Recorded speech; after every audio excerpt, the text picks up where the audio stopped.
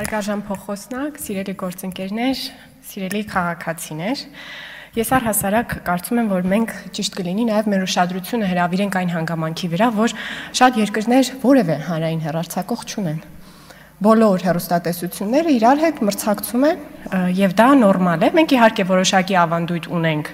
եւ կարող ենք այդ ավանդույթը պահել, բայց կարծում եմ կոնկրետ այն հարցը, որը մենք քննարկում ենք, ինչ որ վերապրուկ է եւ ճիշտ կլինի երաշխավորված տեղ չունենալ ինչ որ մի մասնավոր կազմակերպության համար եւ այդ տեղը բացել մրցույթի։ Տիրին Գալստյան, քանի որ դուք խոսելու եք ինձնից հետո, ապա ես առաջարկում եմ, որ որևէ նոր բան ասեք մեզ ցեղասպանության հուշահամալիրի վերաբերյալ։ Դուք որոշ ժամանակ առաջ ազգային ժողովում հետևյալ տեքստն եք արտաբերել, որ այնինչ կատարվել է հանրապետական նշանակության հուշարձանի հետ, պարզապես վանդալիզմ է։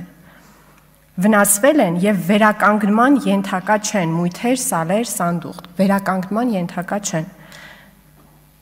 Աշխատուժ նավիրել է, ինչպես կարողացել է որոշ հատվածներ անգամ անհնար է նախնական տեսքով վերականգնելը։ Ձեր ելույթից հետո գնացել եք ցեղասպանության հուշահամալիր, ինչ եք տեսել։ Հետ կվերցնեք ձեր այս խոսքերը։ Եթե ոչ, ապա ձեր ցանկացած փաստարկ, օրինակ այդ 600,000 դրամի մասին եւ այլն, արժանահավատ չեն։ Դուք այս ամբիոնից այսպիսի տեքստ եք ասել ցեղասպանության հուշահամալիրի վերաբերյալ։ Ես գնացել եմ եւ տեսել եմ, որ ձեր ասածը սուտ է։ Շնորհակալ եմ։ Չմոռանաք հավանել տեսանյութը եւ բաժանորդագրվել Civic AM-ի YouTube-յան էջին։